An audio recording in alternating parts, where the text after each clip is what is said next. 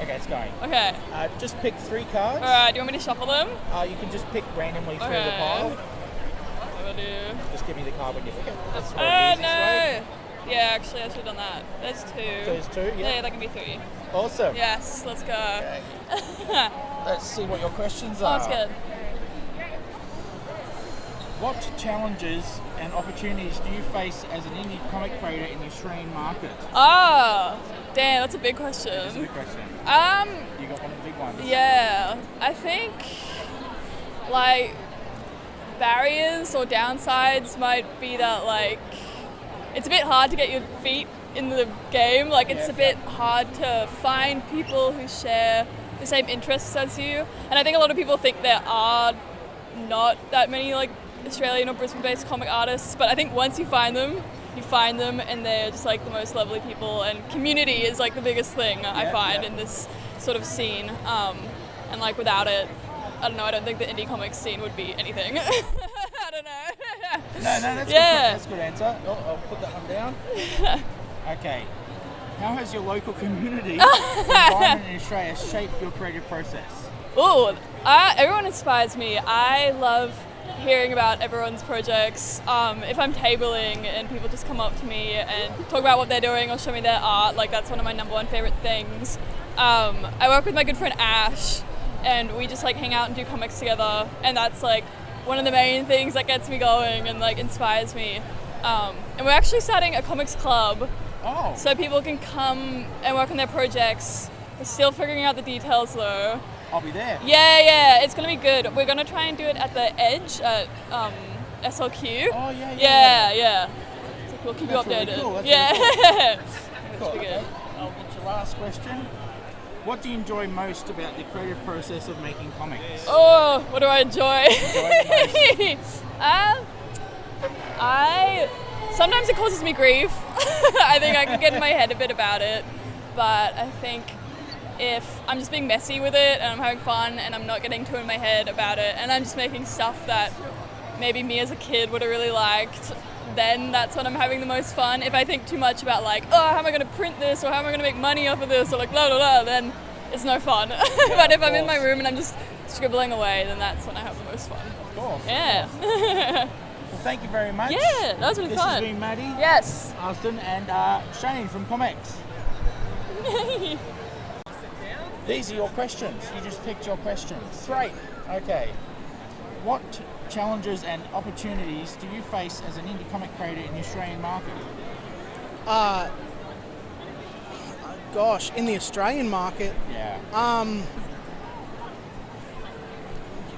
Gosh, I'm screwing up this. 1 second. Let me. No, it's okay. In the Australian market, I would say, I guess, honestly, sort of networking. But then I've sort of you guys, you know, like I really have found it hard to meet other artists. This is my first time coming to a convention in over 5 years. Wow. So, sort of meeting other artists that want to work in this space and are keen to do it, I'd say would be the biggest obstacle. Next, I'd say it'd probably be the publishing market, you know what I mean? With newsstands going the way they are, it's we're sort of facing sort of grim future, and I'm hoping there's a change or a turnaround. But, you know, I'd say that's about it, you know? Yep. Most of my publishing opportunities, my big publishing opportunities, are coming through from Japan and the United States. Okay, that's cool. It is cool, but I would like stuff in Australia. I want to meet other Aussies. I want us to have a bigger presence here. That's why I was so thrilled to see so many talented people here in Artist Alley this year. It's really cool. So, okay, cool. I'll just arrange myself here. Oh, no one's got this question before. What do you enjoy about the creative process of making comics?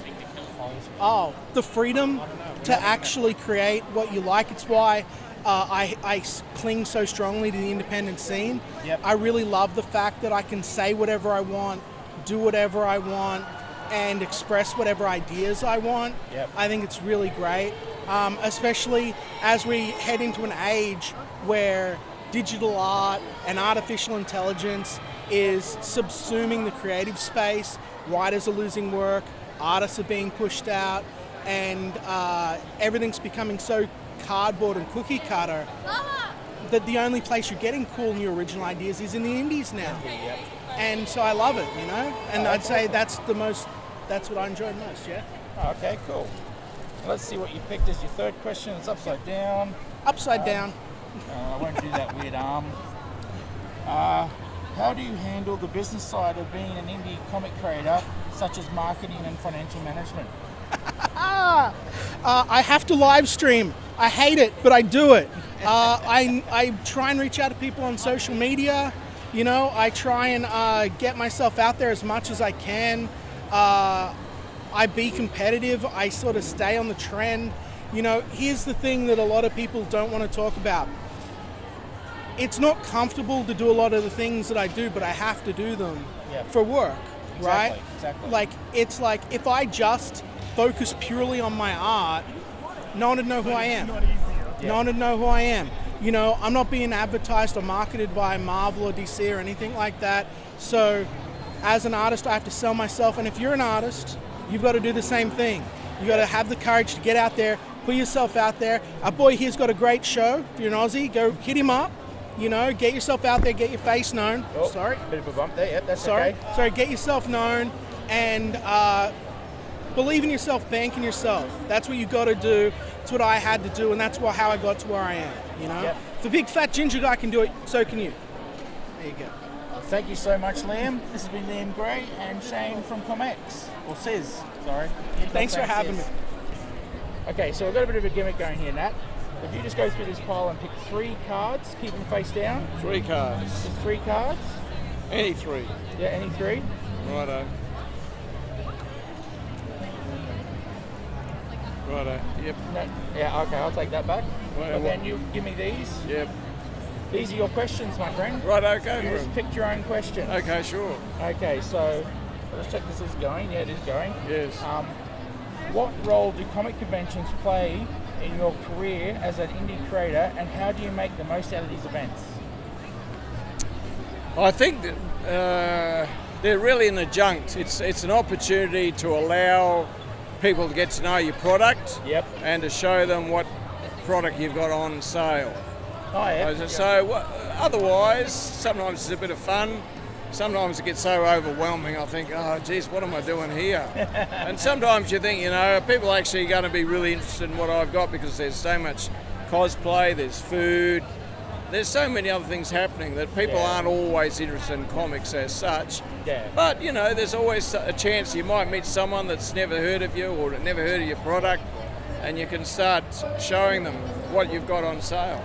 Yeah. Well, I mean, technically you could call Comic Street a comic convention as well. Oh, yeah, so but when you do those sort, then it's probably a lot more. Yeah. Comic Street, though, is better because Comic Street's got everyone running by. Yeah. Everyone stops to look, and it's comic exclusive. You know, you don't have cosplayers, you don't have people selling posters, you don't have people with gimmicks. Yeah. You know, it's pure comics, and I love it. It's the best.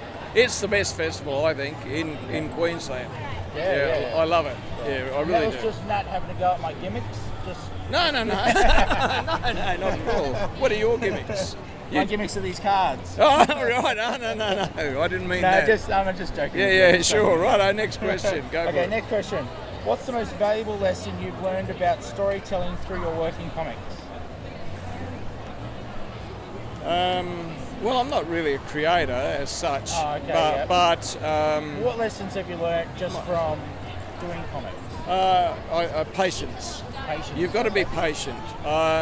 Not everyone's going to buy every comic that you put out, Yeah. and sometimes you've got to wait for the right moment to be able to produce something that's going to sell. Sometimes you don't find it ever. Yeah. You know, it's a matter of just keeping on going, and if you don't sell something, like I was saying it was to someone else about I've got a book that I published and I can't sell copies of, and to me, in my mind, it's one of the best things I ever did in publishing, but no one likes it. But you know, it doesn't matter, not really. It's done. It's published. It's out there. People want it. Do you want to say what it is, or you just want to? I won't. No. You won't. Okay. No. I thought you were avoiding it, but I wasn't sure. No, I was. Yeah, you were. Sorry about that. In case there's someone listening who was creating it. Yeah. Okay. I don't want pity buys. Pardon me? No pity buys. No. Righto, third question. How has your local community or environment in Australia shaped your creative process? To a great degree. When I was in high school, there was an article in the newspaper that featured the late John Ryan's comic book collection. Oh, okay. And he's a guy that was a Australian comic historian, and I decided on a whim to write to him. I was in high school, and he was nice enough to write to me back, and he sent me a whole lot of monographs that he had published, talking about Australian comics. And before that, I knew nothing about it. This is before his book was published. Yep. And I guess because he was in the local community, he asked me if I'd come over and visit him. He was on the south side, and foolishly I didn't. I continued writing, but I didn't go in to see him. You know, one of those things that I wish I had. But through him, I guess I met other people. I mean, he introduced me to John Dixon, who in turn introduced me to his work Air Hawk. And then I think when John sent me all this stuff about Australian comics, I changed my mind. Earlier, before that, I thought I'm going to be a cartoonist. I want to be a cartoonist. And then when John sent me all this material about Australian comics, I thought, no, stuff this. I'm going to be an Australian comic publisher. Oh, nice. And this is someone who is, 13, 14.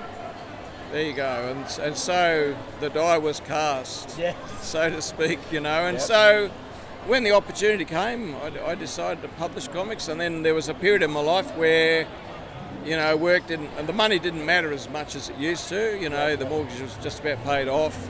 The kids were out of your hands. And it was a time to publish. And so since about 2011, I've just published and haven't stopped. Well, it's a sickness that you can't get rid of. I started my sickness at 47, not 13. Yeah. Just putting it out there. Yeah, right. Okay, you actually picked 4 questions, so I'm going to give you the fourth one. Righto. I can't count. That's okay. Yep. Neither can I, so it's all good. Yep. What advice would you give an aspiring comic creator in Australia looking to break into the industry? This is a good question for you. It is. It's a matter of persevering. Yep. Learning your craft, being comfortable with your craft, being comfortable with rejections, not caring really too much what other people might say about your craft. Yep. Do something that pleases yourself with the hope that it's going to connect with someone else in the industry, or someone who may not be associated with the industry who might be really interested in what you're doing. Yeah. Cool. That's my advice. Yeah. With James Scott. Well, this has been Nat. Oh, sorry, you had more? No. That's this right. This is Nat Karmichael. And This is I'm us. Sis from ComX. Here we are. We've known each other for how long now? Oh, well, now. At least 5 minutes. At least 5 minutes, yeah. Pick 3 cards from this pile. Don't look at them, of course. Don't have to fan them out. You can just sift through them if you want. 3 cards I picked. Cool. And what that means is the questions I'm going to ask you. Oh. Yes. Oh dear. Am I holding this right? Yeah. I hope I have chosen wisely. Yes. Okay. How has digital distribution impacted the way you create and market your comics? Not a lot, because I'm not very organised. Oh, no, good answer. Yeah, but I do have my comics available digitally through the ComX shop. Yes, you do. I haven't had a lot of takers because I don't market them very well. Yes, I've got to market them as well, my friend. So it's not just you. No problems. Okay. Oh no. This question's almost the same. Okay, hang on. Has the rise of digital platforms impacted the indie comic scene in Australia? Yes, and I will include Kickstarter and other crowdfunding. That's digital, yep. Other crowdfunding sites have tremendously impacted the Australian industry, as well you know. Yes. In that it makes getting the money together for a comic a lot easier if you have a following. It's sort of like it democratizes comic production to a degree. Yeah, and it's like I found it tremendously useful and really good to have as part of the Australian comic scene. As I know you've Yeah, I've Kickstarter. used it very well myself. I have a Kickstarter going Oh, right well, now isn't that a coincidence? for a comic, which you have a couple of weeks to get into that, and yeah, it's really helped get the word out there. The other thing beyond just crowdfunding, things like the ComX group and Aussieverse and the other digital creators have really brought the whole community together. It's been really good. Oh, okay, that's an awesome answer. Thank you. Yes, okay. Now we'll go to the last question. What's the most valuable lesson you've learned about storytelling through your work in comics? That is a big one. Okay, I have to think about that. Okay, every comic is someone's favorite comic. Yep. Even the one that everyone hates, someone loves. So you just have to find all the people who like your stuff and hope you don't find all the people who hate your stuff. I think, it's such a tough question. It is. Like with Alpha Sprites. Yes. You didn't write it though, did you? You just drew it. I write the stories. You write the story, but he does the script? The characters and setting are created by Gary. Oh, okay. Gary Au of Singapore. And I do the stories and art for each issue. So, Well, what lessons have you learned doing that? just that. Where do I start? I mean, art is part of the equation, but not the whole equation. Yep. If I had my time again, I might do things differently with the character designs. Yep.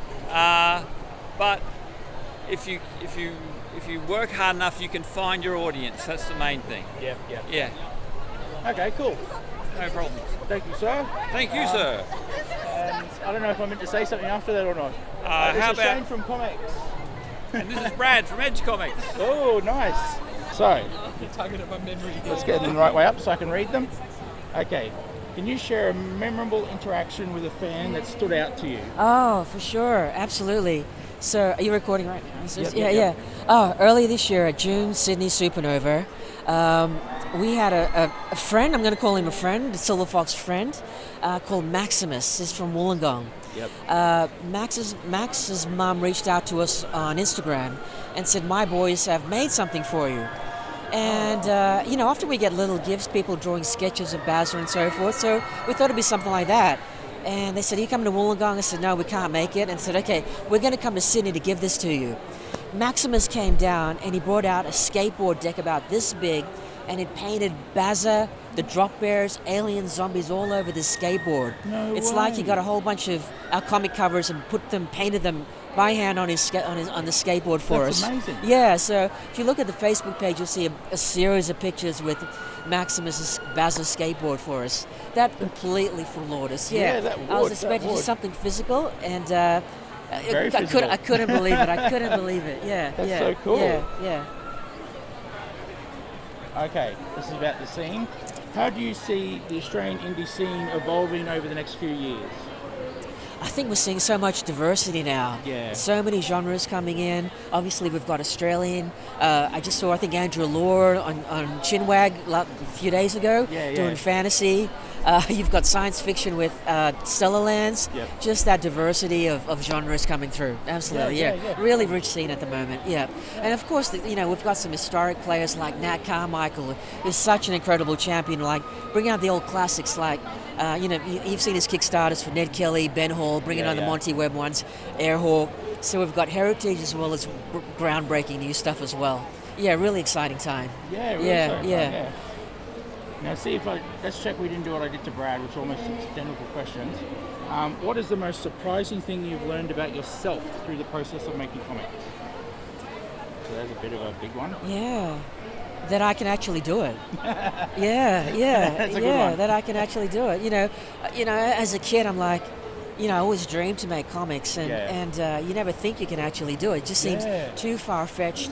You got to go through a publisher. You got to get somebody to vet you and that sort of stuff. And the fact that we could just do it ourselves now, and actually get an audience is incredible. Yeah. The fact that we can, find people from around the world to help us, didn't think we could ever do that before. And, really Facebook as social media has changed it. We've been able to meet people, contacts to be able to do that. When I was a kid growing up, it was virtually impossible to find friends that were artists to do it. So that we could actually do it now it floors me. Yeah. Well, awesome. That's our 3 questions. Okay. Thank you, Sorab from Silver Fox Comics. This is Shane from ComX. Really? Cool. Hi, I'm Julian. I'm the writer of Slayhem. I'm here with my friend Andrew, the artist. We're here to promote our Kickstarter for our comic series. It's a high fantasy, Lord of the Rings, Dungeons and Dragons kind of feel. Essentially, the story that we've got, our hero, Ravensthorn, he's a rogue, he's an outcast. He's been cast out by his people because he was the only one of his kind born without magic. And ever since then, he's been getting by on his skill for thieving. So he's a little bit like Batman, who he can steal magical artifacts to make up for his own lack of talent. And right now, when we first meet him, he's after the biggest score of his life, a crystal shard that will grant him the power to get revenge on those who cast him out. Along the way, he starts seeing visions of demonic dragons which have been conjured by dark sorcerers across the realm, and he realizes he's got to be out for more than just himself. He's got to unite with champions across the realms to save the world. And that's the story in a nutshell. It's the story. Cheers! It's the story of redemption of a thief to become a hero. Andrew's art is absolutely incredible. But as you can tell, he's better with words than I am. And look, we've known each other for a long time. It's a great privilege to work together. Kickstarter's doing quite well. We are about 74% funded. That's awesome. We've still got about 4 or 5 days left. And look, we'd love to have folks along for the journey. Yeah. That's awesome. Excellent. Thank you. Cool. We're not like stopping people buying your comic though, are we? Cool. Okay, here's what you've got to do, Mr. Artist. Pick 3 cards. 3 cards. Or you're just going to go to the top 3? Okay. Cool. Now give them to me. You can do it anywhere in the deck. No, that's all right. Give them to me. Yep. And these would be your 3 questions I ask you. Oh, okay. Dun, dun, dun. So even I don't know what you're going to be asked until you pick them. I was never the one for picking from the middle of the deck. Oh, okay. It's always a trap. It's always a trap. It's always a trap. Cool. I'll have this there. That's about the right distance. Okay. What is your most surprising thing you've learned about yourself through the process of making comics? What is the most surprising thing Yeah. to learn about Like the that you process? something that surprised you when you learnt about yourself. About myself is how to find a community. Oh, okay. Yeah. Is as an artist, you're stuck in the dark corner of your room, and you're always you're doing a lot of it for yourself. Yeah. And by actually sharing it, you get people support you and you get to talk about comics and just going to conventions and meetups and all that. Like all of a sudden, like, oh wow, you can make friends with this stuff. Yes, Yeah. Whereas very cool. you just sort of in your own head most of the time. Yeah. I can understand that. Yeah. Good answer.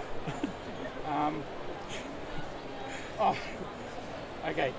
Can you share a memorable interaction with a fan that stood out to you? A memorable. Yeah.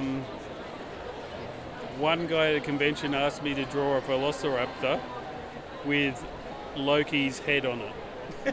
Because it was an in-joke with him and his sister. Oh, okay. Because there's a video on the internet of Tom Hiddleston doing the impersonation of a velociraptor. Oh, no way. Yeah, I never knew about it until then. But like, it was just hilarious because he was imitating the velociraptor while he's asking me to do the commission. That sounds classic. It's an interesting drawing. Free Baby Yoda? Oh, sorry, I'm No, getting we're away. good. No, we're good. Oh, okay. Taken from the top of the pile, you're getting the same questions as the last guy. Okay. How do you see the Australian indie comic scene evolving over the next few years? Evolving. It's becoming more of a community because there's a lot. 5-10 years ago there was a lot of people asking, is there an Australian, industry, all that.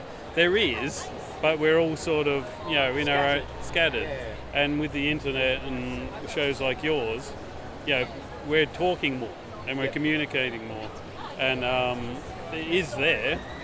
And I just think we need to, we're all sort of pushing it, but in our own directions. Yeah. But I think, we need a few more conventions more comic centric, to sort of to push it, not just pop culture ones, Yeah. No, I understand that. Yeah. Cool. Yeah. That's your 3 questions, sir. Dun dun dun. This is Andrew Law from Slayham, Whispers of Revenge. And I'm Shane, or Sis as they call me, from ComX. Your throat's getting better. Only a little bit. And I'll take those 3 off you. Alrighty. And those are your questions. Excellent. Yes. So, what do you enjoy most about the creative process of making comics? Look, I think that one of the things that I've really found coming from the world of novels into writing for comics, it's a medium where every single word has to count. With a novel, you've got thousands and thousands of words to play with. This is a medium where having 100 words on the page is actually quite a lot. Yes. And so you've got to do a lot with a little. Oh, of course. And a lot of it is a lot of the writing is there to complement the artwork. It's the way that I see it. The artist is the one who brings the character to life. The writer makes them talk. So yeah, that's what I really love about it. Oh, okay, cool. Okay. And then, what challenges and opportunities do you face as an indie comic creator in the Australian market? Gosh, it's really it's an interesting question. You're the first person who got it, actually. A lot of people look at fantasy generally and comic books as something that Americans do. Yep. They will look at you a bit strange if you say, well, look, I want to write in the tradition of sort of Dungeons and Dragons comics or Tolkien. And I think that Australians were just as good as writers, we're just as good artists as anybody else. Totally agree. And I'm really happy that we have our shot. And look, I think that the future certainly looks a little bit scary sometimes, and it's really easy to get caught up in the doom and gloom, AI being a threat to artists' livelihood. But you know what? Nothing made me believe in the concept of the human soul like seeing what art looks like without it. I believe that in the future, people are going to look at artwork because they want to they want to connect with another human being. They want to see an individual's expression of themselves because they want to have the universal human experience. And so even though the future might look scary, we can also look at it as our work is more valuable than ever. That's awesome. There you go. I like that. Free bookmark. That was really awesome. Okay. Can you share a funny or unexpected story you from your time in the comic industry? Gosh, you know what? Today, a guy honest to God thought that I was Bryan Cranston. That's awesome. I don't know why. I suspect he might have been. That's it. Yes. Yeah. Look, I think that another thing that we really found was as we were writing the script for Slayham, one of the things that we kind of hit a little bit of a snag with when we discovered with the lettering is that sometimes if you do it electronically, it'll want to put a serif on a capital I. Oh, yes. Yes, the attention to detail, things you never think about until you're on the other side as the creator. Of course. Yeah, it's but look, I've got to say I'm really lucky to be working with a man like Andrew here. Awesome artist, awesome storyteller, and we just complement each other really well. Awesome. Great answers. Thanks for that. Thank you. Well, this has been Julian Barr, and answering our questions. I'm useless at this part. And I'm Sis from ComX. So thank you everyone for watching. What do you enjoy most about the creative process of making comics? Art, I should say. I love the process of learning, creating a story, being able to create a 3-act structure. That's for storytelling, but for artwork, I really enjoy having a story within just a single panel. So you can, it kind of already tells you what's going on in the panel. But I've also got a lot of composition stuff. So I've got the golden triangle here. I've got the golden ratio there. I've got the rule of thirds, so that their heads land there. Wow. It's a whole like technique. It's like a giant puzzle piece, but I just like it because you kind of have to figure it out. It's like Mahjong on steroids. I don't know. Cool. Well, good answer. Thank you.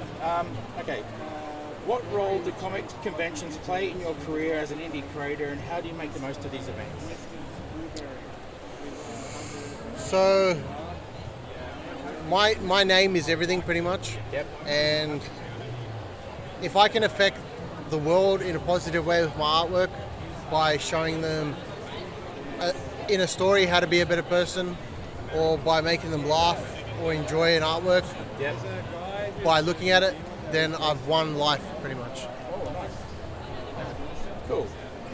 And let's see. Oh, okay, this is interesting. How has the rise of digital platforms impacted the indie comic scene in Australia? I don't know if I can speak on that too much, but... Well, think about it, a digital platform would be something like Kickstarter. Right, true. Well, I think it's opened the doors for quite a lot of people to get in more people's eyes. If done correctly, there are pros and cons with everything, but of course. I think it's a pretty good opportunity. Like if I wanted to produce my original story on Kickstarter, I can pay for ads, and it will get it in front of a lot of people's eyes. Instead of doing the long slog. Obviously, I'll be doing it at the convention. But having both is pretty good. Yeah, that makes total sense. And I'm struggling with your last name, so I'm just going to say this is Alex Tripp. And exactly. Alex Tripp here. That's why everybody calls me Alex Tripp, because I can't pronounce the last name. It's Alex Tripchevsky. You have to have that Tripchevsky in there. So people just say Tripsevsky. Oh, okay. And that's why it's Alex T. Tripp. Oh, okay. The nickname. Nice. Well, I'm Sis from ComX. So yeah, thanks for that. Much no worries, appreciated. man. Thank you for the interview. I really appreciate it, dude. Yeah, absolute pleasure. Can you share a funny or unexpected story from your time in the comic industry? Oh, funny or unexpected? Yeah. Oh, sorry. You don't need to move.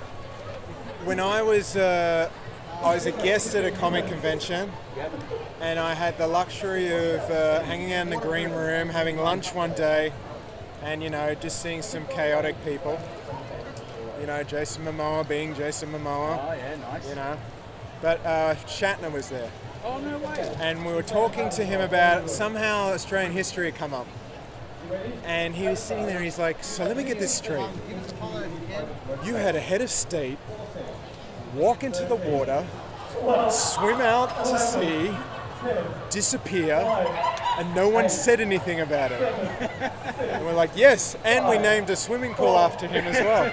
And he was like, fascinating. And that was and then the next day I was back in my day job, doing my day job stuff, thinking, what a weird fucking day that was, right? Sitting there having lunch with some guy like that you've seen in your childhood or whatever, and then so cool. and that was just on the back of like comics and shit. You know? Yeah.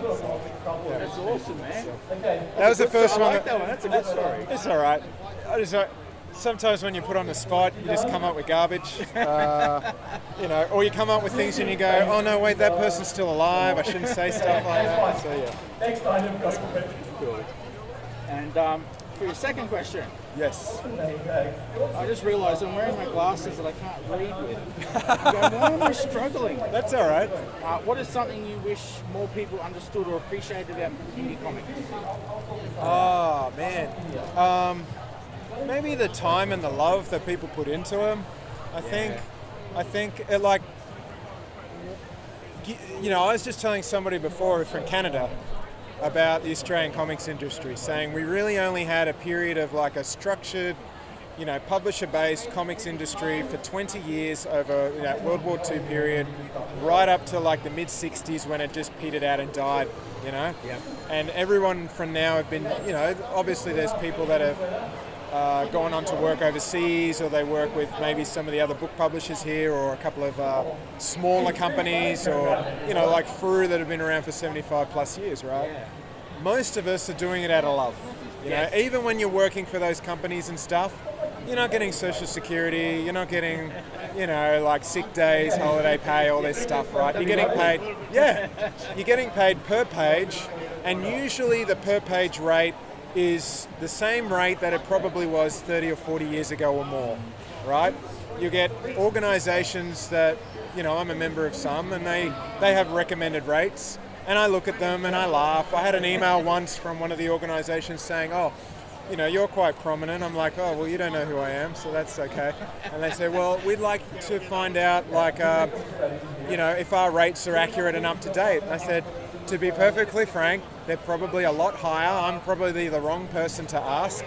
And I outlined why, you know, like that this stuff is on the back of, you know, other publishers or indie people that are doing their best as well, whether they're working under a grant circumstance or whether they've got a little bit of backed money behind it, or their publishing arm is an offshoot of their you know, their usual employment, or they're making stuff on the back end, or, as you know, a lot of Kickstarter stuff.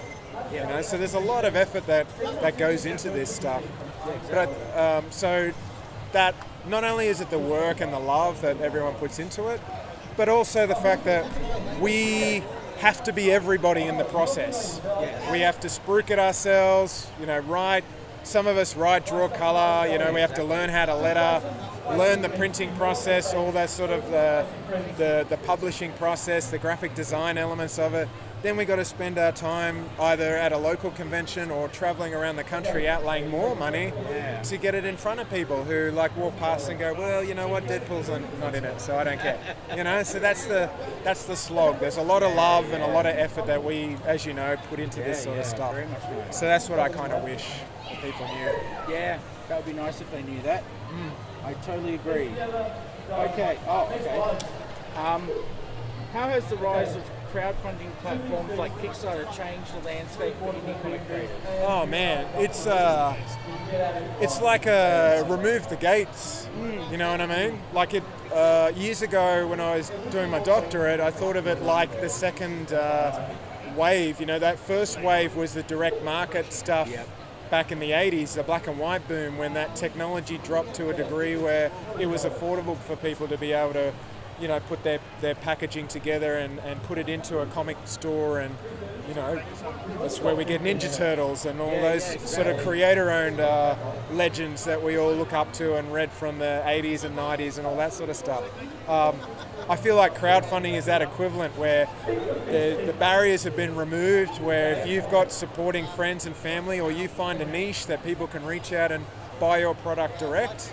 But not only that, it's providing people that, you know, maybe had a career or had some titles, a way to be able to get more of a share of whatever that material is, whether it's the the ownership of their own intellectual property, or the funds that they have, put their efforts into to create that product in the first place. I know it gives other creators a career outside of the main companies where maybe their stories and their style isn't in vogue or isn't the house style anymore, and it allows them to directly reach their audience to a point where they go, well, I'm not even going to worry about following the big companies. I'm going to go straight to the source of the creator that I like, But for Australia in particular, it gives us that opportunity to not have to rely on trying to sell our concepts overseas or fitting into a box. My partner at the moment's writing a story that's very like fantasy supernatural based, but like in the realms of an autobiography as such. So in the process, it'll be teaching people or giving people information about her, what she's gone through, and relate to other people that might be of a similar, and like stuff like that would be difficult to sell. Yeah, absolutely. But for her, it's something that she can work on in her own time and put together, and hopefully have a graphic novel that she can reach the masses with. For me, it was an outlet over COVID, where I'd lost my phantom work for a while. So I wrote this story that was, close to my mind and something that I always thought of, and it allowed me to, generate work that's outside of that, grind of working on someone else's IP in that regard. So there's a multitude of different stuff. I've done, I do lectures on this stuff sometimes, and we discuss it and we look at the possibilities that crowdfunding open up. It's not easy, but also and if it was easy, everyone would be doing it, as they say. So, yeah. Cool. Well, those were awesome answers. Thank you hope so they were much. right. No, they were awesome. Cool. So this is Dr. Paul Mason and Sis from ComX. Thank you for your time. Thank you, Sis. I appreciate it. Yeah. Okay. How do you feel? Oh, I've left these glasses on again. You're right, mate. They're my far away glasses, not my up close glasses. How do you define success for yourself as a creator? Ooh, that's a very good question. For myself, success is getting to do what I love. I think means a level of success. Oh, you're right. Yeah, right. So getting to do what I love is pretty much the basis of feeling successful. If it doesn't feel like a job, then I feel like I've hit success. Obviously, being able to pay the bills is great, but I think if you're enjoying yourself and you're enjoying your craft and creating, I think that's ideal for anyone, I guess. If it doesn't feel like a job, I think that's pretty successful. Yeah, that's a nice way of looking at it. I like that. Yeah. That means I'm successful. Awesome. Yeah, there you go, see? I didn't think I was. No, that's all it means. It's not always about the money, sometimes it's just the lifestyle. The lifestyle, and yeah, that's what matters really most. Cool. That's really cool. What is the most surprising thing you've learned about yourself in the process of making comics? Do you make comics? I don't make comics, I make art related to comic characters, okay, I suppose. Art then. Learning about myself, that I can work a lot harder than I think I could. Oh, nice, okay. So I guess sometimes you kind of figure out your limits and you feel you're like limited as an artist. Yep. And then with every project you try and push yourself, and the way I felt about myself 2-3 years ago in terms of what I could do and what I can do now far exceeded what my expectations. So I think it's a matter of like just constantly churning and working hard and trying to reach that next level of quality in terms of it being a creator. Yeah. I like that. That's a really cool answer. Yeah. Okay. Okay, this will be interesting. Yep. How do you see the Australian comic scene? Are you familiar with the Australian comic scene? Not too much, unfortunately. Maybe you could just do the... what can I change this to? Because they're all comic related. Want me to grab another card? Yeah, grab another card. Let's see. Let's go over here. I like this. Okay. Yep. What is something you wish more people understood about creating art in Australia? Oh, okay. That it's possible. I think a lot of people look at artists and think like I hear a number of times, I can't even draw a stick figure. Yeah. But people forget that you start off drawing stick figures. Yeah. So it's just a matter of just consistently practicing and enjoying what you're doing, and you'll get there in the end. So for myself, I never thought I could do color or portraiture or any of that stuff growing up. But every time I was just like, I'm gonna give it a go. And then you start practicing, and after a year of doing drawings, you're like, oh, I can do that now. So I think it's just understanding that just like going to a gym, the more you train, the better, the more you improve. Yeah, exactly. It's the same with art. And so I'm very much, everyone says like, I wish I could be an artist. I'm like, well, you can. You totally can. Exactly. Just got to practice it. Good answer. Good Yeah. answer. All good. Yeah, well, thanks for that. No worries at all, mate. And Hey, I'm guys. Sis from ComX, and thank you so much for your time. No worries at all. Thanks, Iz. Thank you so much for that. Appreciate it. How do you define success for yourself as a comic creator? Just don't lose money on my projects. That's easy, right? Because a lot of people, when they create, I don't think they think about the final product. Yeah. Because I've always created for myself, but I do like my work to sell too. And if I want people to read my work, I do want them to pay for it. Because art has value. I think what I do has value, and I think a lot of people sometimes forget that, and they just kind of put too much of themselves out there without enough in return. So that's what I say. As long as I'm not here to make a fortune, a big fortune or a small fortune, just not lose money. If I break even or more, and that's great. I've definitely done more than break even, so I've turned a tidy profit. So I think I'm lucky. Yeah, but it does take a bit of strategizing, I think. It's not just a matter of just throwing myself out there with no thought. Definitely. Next question. How has the rise of digital platforms impacted the indie comic scene in Australia? Worldwide, it's been huge. In Australia, I think we're just starting to see the effects. A lot of young artists are just going straight to digital, and they're starting off real young as well. Previously, publishing was kind of open only to people who are over 18 because you're supposed to sign contracts and things. And even if you are not going to the traditional publishing route, you still need to have money to be able to get your work printed. Now with digital, it's like I have a laptop, I have ways to draw, and then away you go, and that's it. And I think some of the problems that's happened is that people, again, don't really plan what they're doing properly. They just jump online and start drawing, and then they kind of never develop good habits from that, because if, again, a lot of these people are quite young, they're not thinking about money. By the time that they realize they need to be thinking about it, they've developed all these habits and all these fan bases that may not be willing to give money to them and are just used to free. And so that's what I've been seeing in Australia, and I don't really know what to do about it because it's a generational problem. I think as older creators, it would benefit if there was some kind of cross-generational kind of dialogue, but sometimes people don't know they're there, you know. We're not aware of each other because we're in different worlds.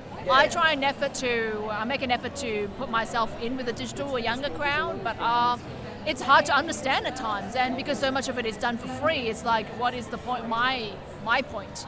You know, so it would be great if there was some kind of institution or some organization that could set things up like that and just make people aware that each other exists. For so Australians, true. Yeah, it's so true. I can't remember what I was going to say. I had a reply to what you were saying and then it just gone. Oh, it happens. I'll go to the next question instead. Sure. Which Australian comic creators or artists have inspired your work, and how? Oh, that's a really interesting question. Just right off the top of my head, I can't really think of anyone. I didn't know any Australian manga creators when I started out, and so, or comic creators even, because I just started submitting to an American company, and I so did not get to meet anybody until much later on. But in terms of creators, I think that all of them have been. Like, it's a cheesy answer, I know, but no, the thing is, fine. I think it's reassuring to see the same people on the con circuit every year. And seeing people like you out there interested in the work of local creators and making an effort to give them a bit of a boost, whatever that is. And I know you do a number of things, but so I guess I'll turn it back onto people who support Aussie works. And as opposed to the creators, because as a creator who's Australian, I don't think international audiences care where you're from, but having locals having locals readers support my work, actually I think is the really inspiring thing. Oh, okay. Yeah. Thank you, they were awesome answers. Yeah, well, thanks. Much appreciated. This is you. Queenie Chan, and I'm Sis from ComX. What is one piece of advice you wish you had received when you first started making comics? Oh gosh, I don't feel like I'm far enough from having started making comics to give that piece of advice yet. I think what I would say is every single book is a different project. Yep. Like every book has a different writer, a different artist, a different colorist, a different letterer, a different audience, a different market. So all of the things that you think will carry over, you often will have to completely rethink project to project. Oh, wow. That's some good advice. What is your most surprising thing you've learned about yourself through the process of making comics? Oh gosh, I try not to learn things about myself. What is the most surprising thing I've learned? Well, I started editing comics 4 years ago. Oh, wow. I had never edited a comic before I started editing Radiant Black. Yep. I knew the author. He asked me if I wanted to do it. I said, sure, I don't have a job at the moment. Why not? So I think that I can do it at all is sort of something that has been discovered along the way. Oh, okay. Very cool. And last question, not comment. How has digital distribution impacted the way you create and market your comics? Oh, that's interesting. Okay. I really love digital. Yep. In the time that I've been in comics, which is relatively short, Comixology, which was the biggest market for these sorts of comics digitally, kind of collapsed. Yeah. But with that in mind, we are always looking for new ways of digital distribution. We've got some first issues up on the Image Comics website for free. Oh, wow. We are, I think I could say, exploring some more digital platforms for other different projects. It seems silly to say it's the future because it's in fact the present of comics. Yeah. I think, digital is huge. I think people are crazy not to be exploring it. Yeah. Sorry, I'm losing my voice. You're all right. Well, there's things like, do you remember the name? Global Comics, Global Comics, and it's a new one, it's an Australian one, but he's doing all around the world. Oh, wow. Called ComX, like with an X at the end, not like this one, with an I still. Yep. .1.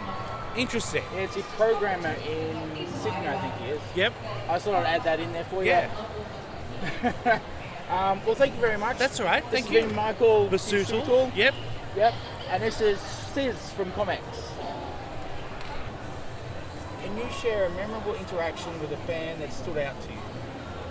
A memorable interaction with a fan?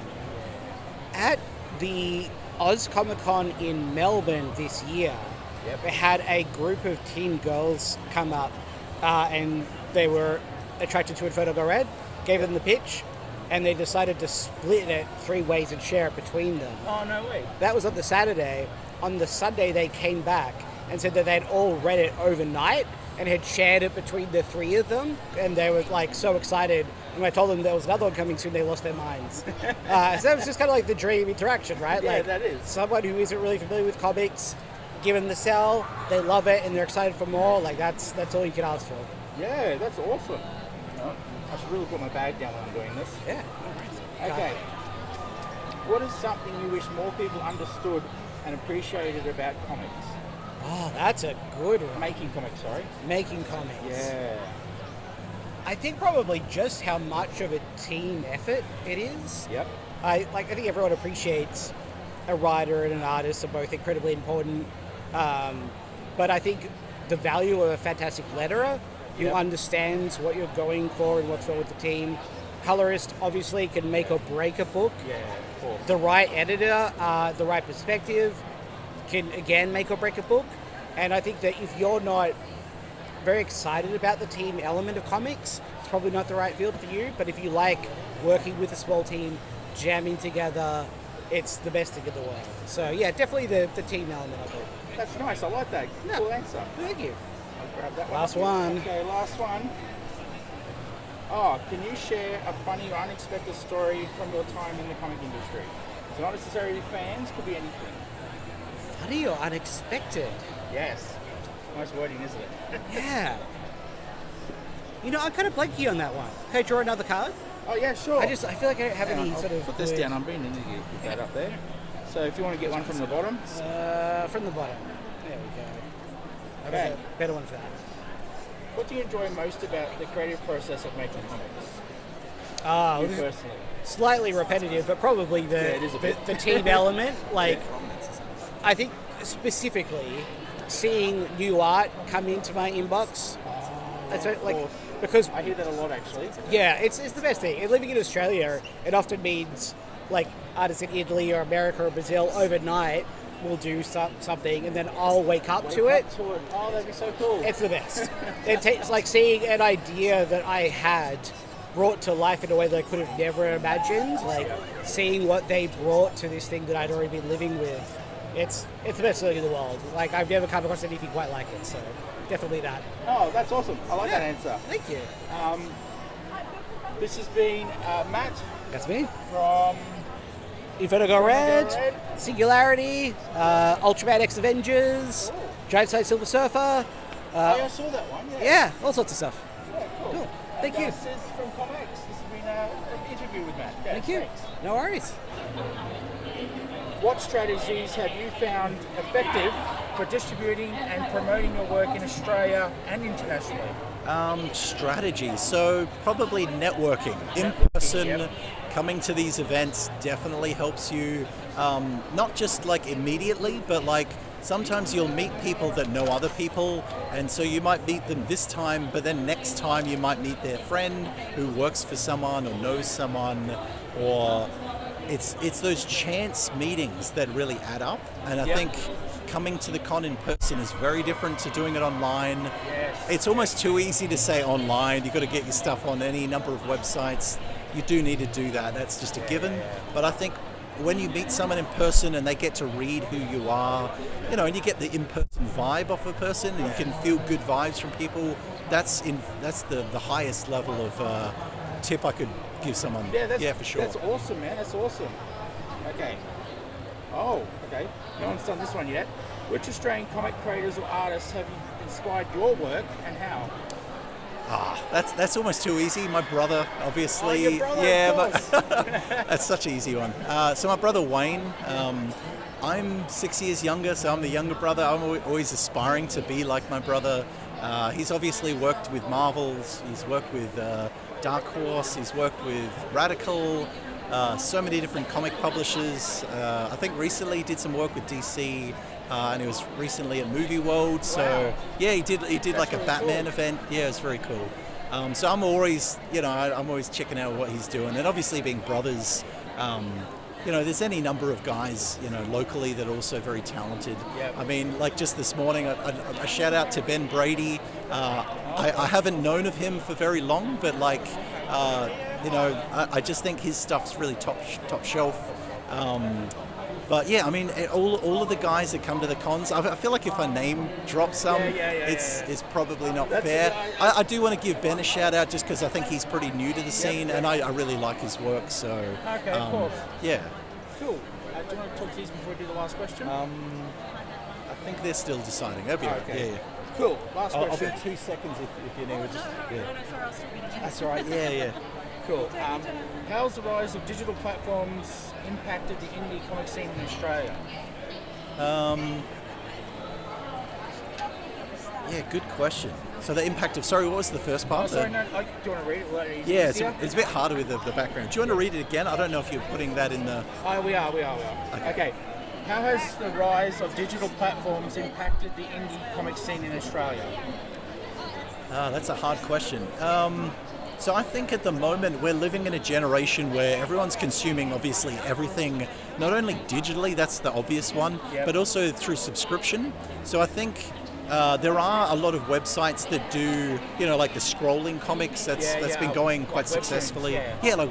So I think that's changed the format of how people perceive. So like when you say a webzine or a comic, people have a perception it's like a roughly 20 to 30 page single issue book, or maybe it's like 4 or 5 issues, or maybe 10 issue trade paperback. I think that's changed, and I think that's sort of where we're going in a way where with Kickstarter and some of these platforms have been around a very long time now. The technology has opened the horizons to do any number of bigger projects, or tie-ins to VR, tie-ins to AR. Like I've pitched my own AR Ghostbusters game, which eventually got made. I personally wasn't involved after the pitch, but it became Ghostbusters World.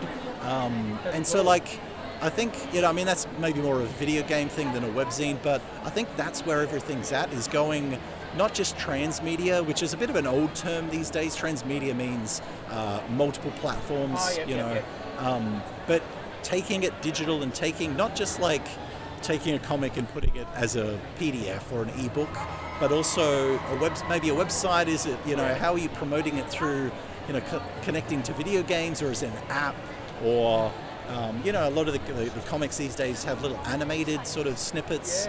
So there's any number of things. Yeah, that's true. Yep. This has been Adam Nichols.